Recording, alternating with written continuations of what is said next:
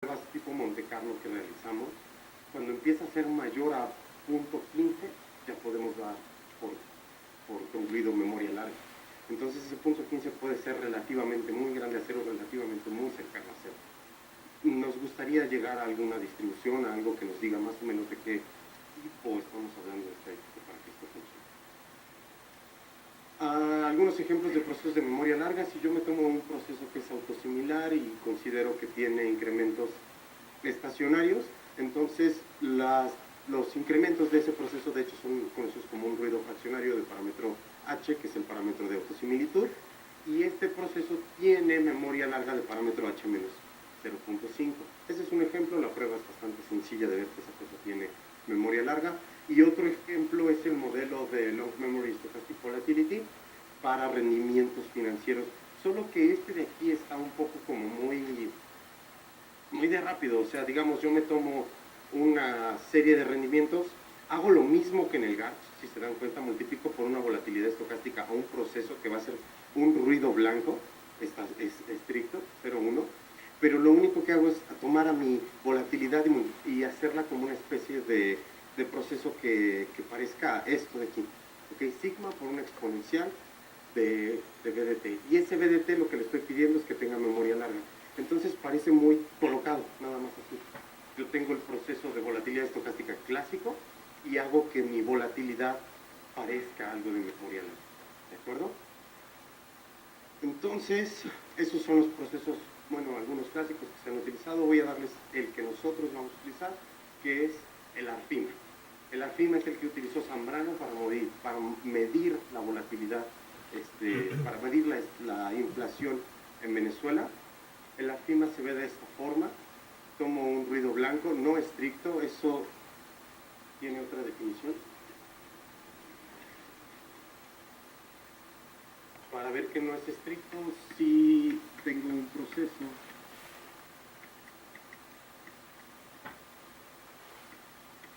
y yo digo que es un ruido blanco no estricto, entonces lo que le voy a estar pidiendo es en términos de su correlación, ¿ok?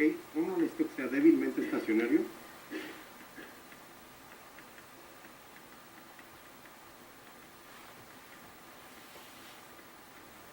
Y dos, que su función de autocorrelación, que es lo mismo que la función de autocovarianza, dividida en cero nada más para normalizar esta cosa, solo tome dos posibles valores, 1 o 0. 1 si h es igual a 0 y 0 en otro caso.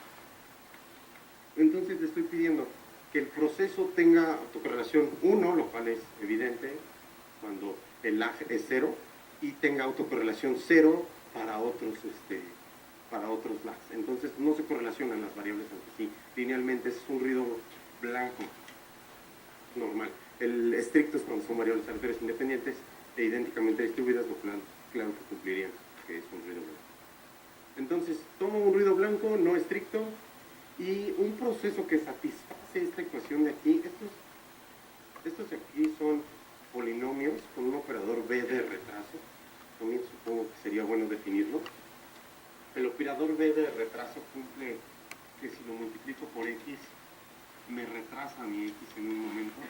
Obviamente si lo multiplico por B a la K me va a retrasar K veces al proceso. Y este polinomio, digamos, X aquí de tamaño Q, lo único que está haciendo es un polinomio real de tamaño Q entonces su exponente máximo es P y el otro es Q, y hace lo siguiente: toma un polinomio que está retrasando a mi variable aleatoria X y la retrasa entonces P, ¿de acuerdo? Entonces solamente estoy tomando digamos, un retraso de la variable aleatoria. Entonces la tomo en un momento, la tomo en el anterior, la tomo en el siguiente anterior y la tomo P veces anterior. Este de aquí y este de aquí Q veces, ¿ok? Y con ciertos parámetros. Solo tomo un polinomio de las anteriores variables, y este operador que está acá normalmente se utiliza para definir al proceso ARIMA, en esta F. Sin esta f, yo consideraría mi d entera. Entonces, este polinomio que resulta de aquí está muy accesible, muy bonito, pero cuando la considero entre 0 y 0.5, es la diferencia, hace un polinomio bastante extraño, bastante feo, que es el que está aquí en términos de substanción de series de Taylor. Entonces, ese polinomio ya me permite jugar un poco más con la forma en la que se correlacionan las variables. Un cálculo un poco engorroso, pero es pura álgebra, tratar de calcular la densidad espectral de una fima. Se parece mucho a lo que habíamos dicho en esa ocasión cuando hicimos lo del teorema, que si mi densidad espectral se ve más o menos así, pues sí, sí se ve así para un proceso que nos interesa, con algunos parámetros cambiados. Obviamente va a estar en términos de mis polinomios Field, ¿sí? Y esta densidad espectral, de hecho, tiene el parámetro D aquí, ¿ok? Este parámetro D que yo tenía para el arfima acá, lo va a tener dentro de la densidad espectral puesto aquí, y me va a permitir exhibirlo directamente, ¿ok? No es una demostración sencilla darnos cuenta que este D, de hecho, es el parámetro de memoria de la fima. Es una demostración súper sencilla cuando yo tomo una arfima y hago P y Q iguales a 0. En ese caso lo llaman normalmente ruido blanco fraccionario, y es muy sencillo darse cuenta que el parámetro de memoria es D. Aquí tenía yo unas simulaciones, pero creo que se ven un poco feas. Voy a abrir la imagen directamente para que las vean.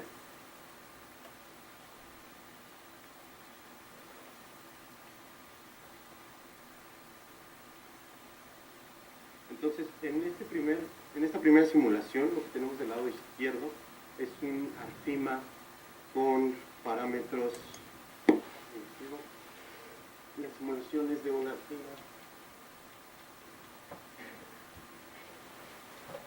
2B1. Los parámetros de los polinomios, para el caso de 2 y para el caso del 1, los escogí al azar.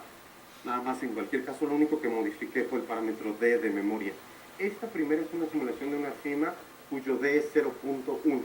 Entonces se podría considerar algo bajo. Si se dan cuenta, la correlación muestral muestra algunos momentos en los que es relativamente mayor significativamente que 0. Pero después como que se apaga y ya por aquí no tenemos tanto. Para otra simulación lo hice con D igual a 0.3. Pasa algo similar, no parece cambiar mucho esto. Digo, este es de 0.2, el siguiente es de 0.3. Aquí empieza a tener más puntos que son significativamente mayores a 0. Y una de las cosas que más me interesa aquí es el teorema de Fijel. Si se dan cuenta, ya no puedo trazar una línea tan limpia por aquí. Parece que la media hace algo raro. Ya no parece una media muestral tan simple, tan sencilla. Ya empieza a tener volatilidad la media, empieza a tener una varianza diferente. Es mucho más claro cuando le pongo un parámetro de memoria de 0.4 y si se dan cuenta, la correlación muestral es altísima, ya con 0.4, y la media muestral ya varía muchísimo. Tengo este coletazo que hace aquí, y ya no puedo decir que tiene una media fija. La media está variando. Y eso es precisamente el teorema de Fijel.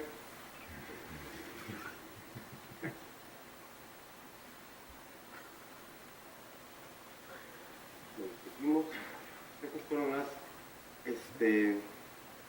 simulaciones de una arfima. Esa misma imagen que está ahí. Ahí se alcanza a ver un poco el coletazo para los que están cerca del que tiene 0.4 de parámetro de memoria. Es bastante claro cuando nos vemos los 4 puntos, a pesar de que no podemos verlos tan grandes. Y el modelo que queremos estudiar, el que concentra ambas cosas, es el arfima Harsh. Es un modelo muy completo, como pueden ver, definido en términos de estas 3 ecuaciones, lo cual lo hace complicado, lo hace un poco tedioso, pero lo vamos a tratar de quitar los parámetros que podemos. ¿Okay? Entonces, en la primera ecuación defino una arfima cualquiera, como el que definimos antes, pero las innovaciones, el ruido blanco que yo quería considerar, ahora va a ser un proceso de volatilidad estocástica. ¿Okay? Este proceso de volatilidad estocástica con Z, un ruido blanco estricto, 0,1, pero que cumpla las características de ser de hecho un proceso Gauss. ¿Okay? Entonces tengo el ARFIMA para la serie original, pero sus innovaciones tienen volatilidad estocástica y la tienen como las características de un proceso batch. ¿De acuerdo? Las medidas de riesgo que vamos a considerar, voy a explicarlas un poco. Primero está el VAR, que es la medida de riesgo más utilizada en la historia actual. Esta medida de riesgo lo que hace es caracterizarme posibles pérdidas, pero posibles pérdidas hasta un rango esperado. El VAR está definido ahí. Se define como el ínfimo de las X, tal es que la función de acumulación no sobrepase ese punto. ¿Ok? Entonces, una definición alterna que a mí me gusta para el VAR de una cierta variable aleatoria X es la siguiente. Es el ínfimo de los valores X en R, tales que la probabilidad de que la variable aleatoria X es minúscula,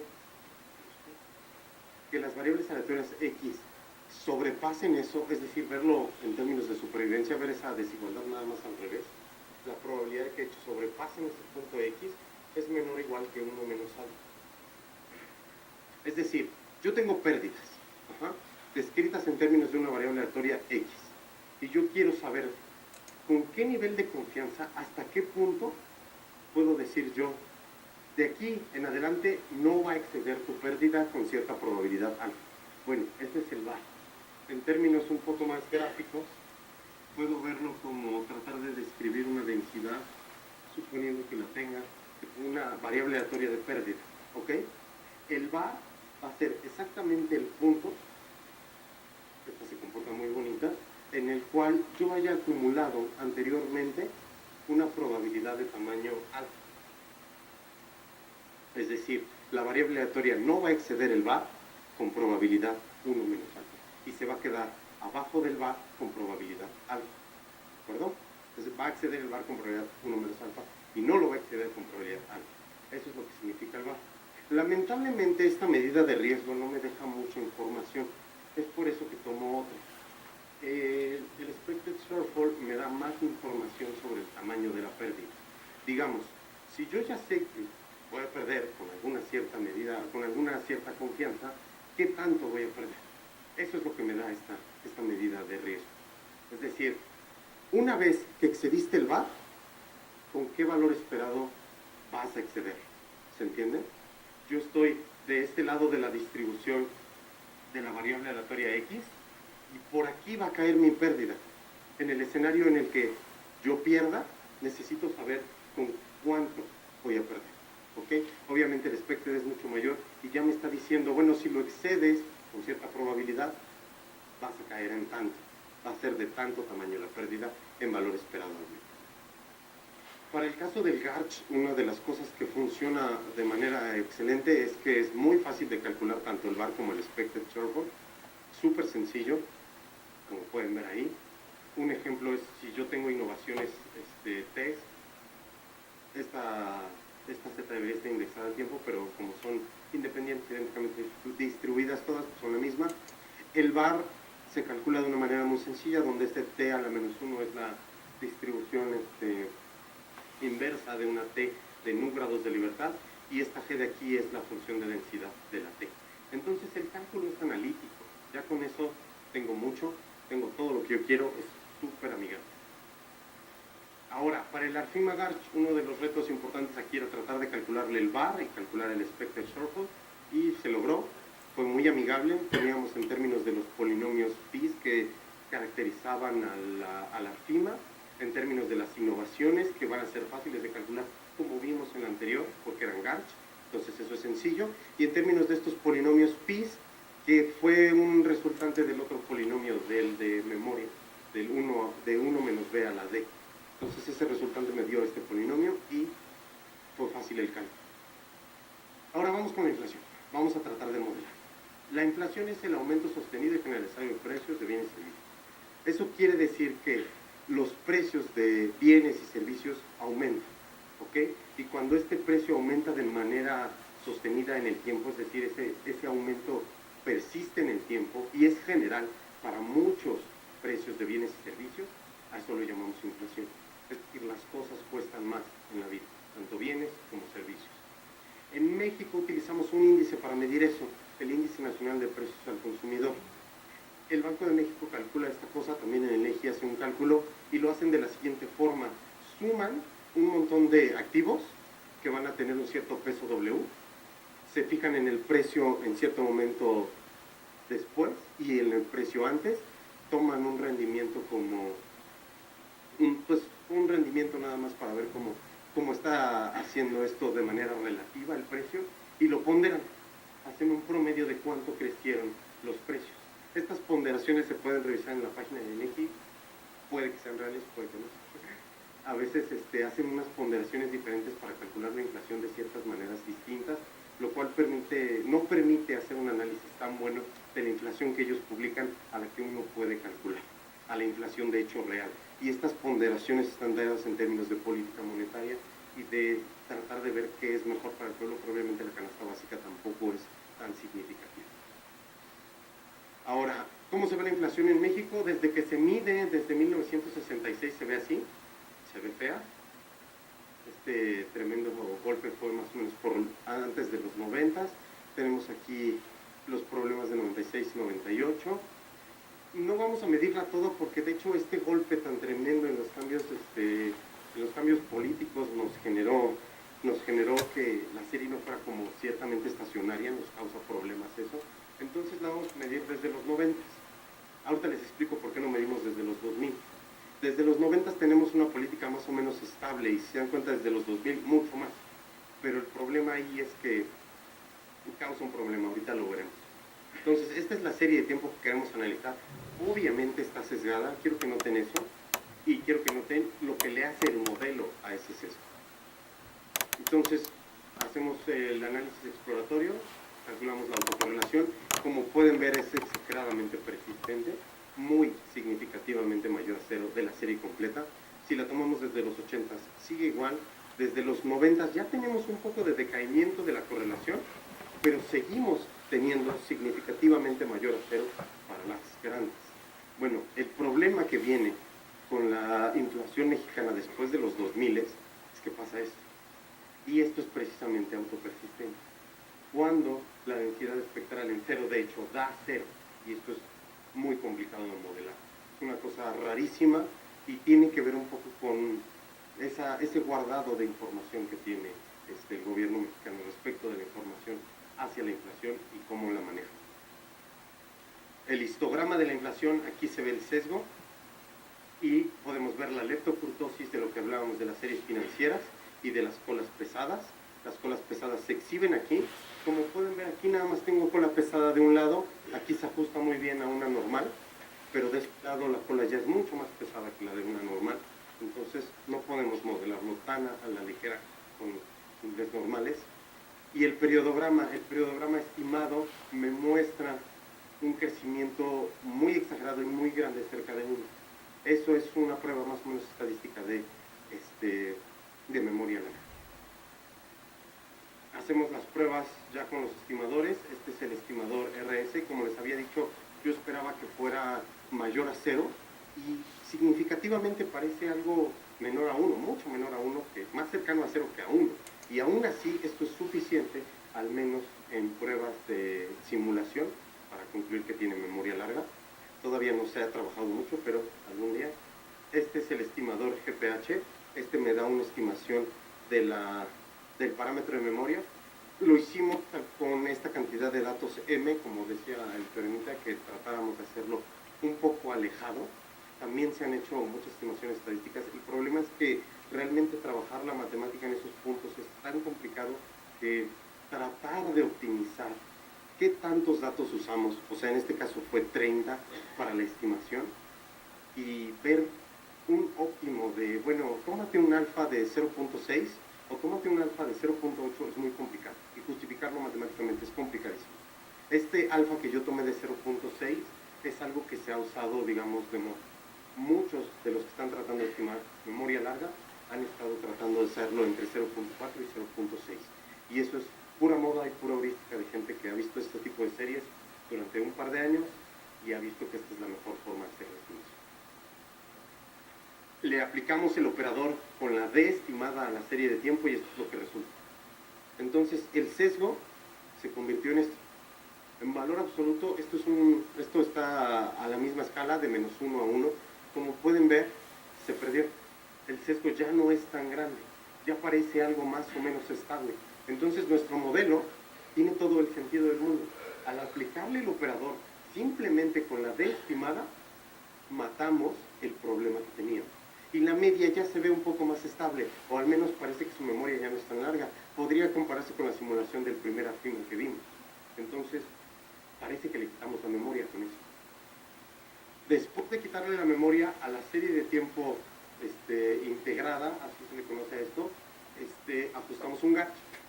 El ajuste del GARCH es solamente tengo la forma la que les expliqué, calculo la función de verosimilitud y la maximizo.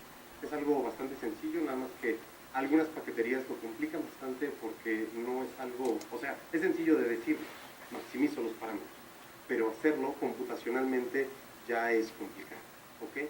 Entonces, al hacer esa maximización obtuve estos parámetros con un error estándar.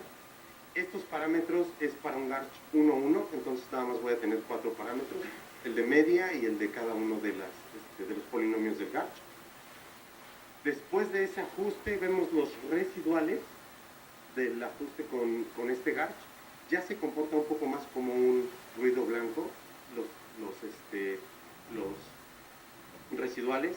El histograma no se ve tan bonito, incluso el ACF parece tener algunos datos significativamente distintos de cero, lo cual pues todavía hay que trabajar en eso para ver por qué está pasando esto, pero lo más bonito de todo es que los cuantiles teóricos se ajustan de una manera muy bonita.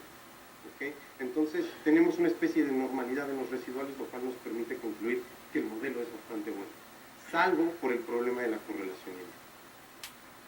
El ajuste total sería de una FIMA 0D0 GARCH 1-1. Todo esto es el modelo que describe la inflación bajo esa idea, ya con todos los parámetros perfectamente explicitados. Y entonces calculamos con el cálculo que yo les había dado antes, el VAR y el expected shortfall. Estos dos cálculos son para el VAR al 90% y el expected al 90%, al 95%, ambas medidas. Entonces me está diciendo, más o menos esto es mensual, entonces se calculó por mediados de 2014. Estamos diciendo que para el siguiente mes de mediados de 2014 la inflación no iba a subir más allá del 1% al 90% de confianza y al 95% no iba a subir más allá del 1.3%, lo cual de hecho funcionó. Ya lo podemos ver ahora. Hicimos un backtesting. El backtesting básicamente es, imagina que no viste lo que pasó. Ponte en un punto pasado, supón que no sabes lo que pasó antes, calibra tu modelo y córrelo hacia adelante. Trata de estimar volatilidad, trata de estimar estas medidas de riesgo para la inflación y ve si funciona. ¿Ok? Entonces lo hicimos para 90, 91 hasta 99% de confianza. ¿Ok? Ver desde mucho antes en el tiempo cuántos excedentes pasaban. Esto es para el VAR. Entonces, digamos, yo les estoy diciendo que con el 90% de confianza no excederé esta cantidad, para el 90%. Entonces, en mucho tiempo yo esperaría 10 excedentes. Al hacer el backtesting obtuve exactamente 10 excedentes. Perfecto. Tengo un p-value en un binomial test de 0.99%. Entonces, eso es muy bueno. Al hacerlo con 91% yo esperaría 9 excedentes. Tuve 8. Bueno, eso no está tan perfecto, pero la verdad es que es muy bueno. Al esperar 8 obtuve 7, al esperar 7 obtuve 7, 6, 7, así hasta el 91, hasta el 99% de confianza. Yo esperaría un excedente y eso fue lo que se obtuvo, un excedente. Pasa algo chistoso aquí en la panza de todo esto, pero del 90 al 99 tenemos una buena confianza. Claro que el binomial test no es tan bueno cuando tiene solamente 10 excedentes esperados. Tiene una volatilidad bastante grande. Si yo pudiera tener una cantidad de excedentes esperados mucho más grande, el binomial test sería muy grande, mucho más bueno para el ajuste, pero es muy claro que no quiero un VAR tan grande, quiero un VAR lo suficientemente, bueno, esta probabilidad no la quiero tan grande, la quiero más o menos de este tipo. sea, el recíproco. Quiero un VAR entre el 99 y el 90. De poco me serviría un VAR al 80% y esperar 20 excedentes. ¿Dónde? ¿Cómo refinar? Ah, sí, claro, eso se puede refinar. El problema es que mis excedentes son enteros, ¿me entiendes? Entonces, en el momento en el que tengo excedentes enteros, si lo calculo al 99.5%, yo esperaría 0.5 excedentes. Y ahí no tengo ese porque tengo una variable de conteo. Me va a dar enteros. Ese es el problema. Ahora, esta es la forma en la cual se ajusta el modelo, lo cual está precioso. Digamos, estamos calculando el VAR hacia los excedentes que ocurrieron en los últimos 100 datos, los últimos 100 meses. Entonces, tengo mi serie real en azul y tengo el VAR calculado al 90%. Voy a tener 10 excedentes nada más, que es exactamente lo que yo esperaba, estos puntitos en azul que pasaron la línea roja. Pero como pueden ver, se anticipa, la volatilidad es muy buena. Me está describiendo la serie de una manera muy buena. Se está anticipando los cambios, está haciendo cosas muy buenas. Bueno, para concluir, lo más importante cuando hacemos análisis de series de tiempo, obviamente, es nuestro análisis exploratorio, es clave, porque yo quiero ajustar un modelo, pero si no sé ni qué modelo quiero ajustar, ni de qué modelo podría ser más o menos bueno, no tengo nada. Las evidencias en memoria larga están un poco en aire todavía. Los hechos estilizados de Engels son muy buenos, pero todavía no tenemos una versión tan hecha en el mundo, tan bien aceptada sobre una especie de hechos estilizados de memoria larga. Obviamente la volatilidad de la media es muy buena gracias al teorema de Fejer y algunas de las cosas que les dije de las evidencias de memoria larga, pero no tenemos algo tan establecido, digamos. Después de establecer bien el modelo, tratamos de buscar una cantidad pequeña de parámetros, ¿ok? No sobreparametrizar el modelo. Es decir, puedo tener un modelo buenísimo, pero si tengo 30.000 parámetros, me sirve de muy poco. No es tan buen modelo. Este principio se conoce como el principio de parsimonia, tratar de bajarle los parámetros. Y finalmente la conclusión es que el backtesting fue bueno. ¿Ok? Esos ajustes que tuvimos al 90 y al 99 y en algunas partes de los intermedios nos dejan ver un ajuste bastante bueno. La mayoría de los libros que están trabajando bueno, está el Quantitative Risk Management de McNeil, Bray y Enbridge. Es una joya, ese libro es exageradamente bueno, trae todo lo que uno necesita saber sobre Quantitative Risk Management. OMS y Donoghue sobre el PARIMA, es el movimiento de promedios móviles fraccionalmente integrado, ese es el PARIMA, y lo usaron para medir inflación en el Reino Unido, como ya les había dicho. Palma, que hace un libro en 2007 sobre series de tiempo de memoria larga. Estos libros, como pueden ver, empiezan a ser muy nuevos. La memoria larga parece ser bastante más nueva. En cambio, volatilidad estocástica se estudia desde los 80s y memoria larga empieza a tener un poco más en los 2000, con Robinson, que empieza a probar varios teoremas sobre memoria larga. El Whaley, que es un libro clásico sobre series de tiempo, y Zambreno con su análisis comparativo de modelos Artima y Arima para la inflación venezolana. En este caso él compara qué pasa si no le pongo memoria con un modelo ARMA clásico y qué pasa si sí le pongo memoria a la inflación venezolana. Y funcionó bastante bien, al menos hasta 2012 antes de sus problemas. Y eso es todo. Muchísimas gracias.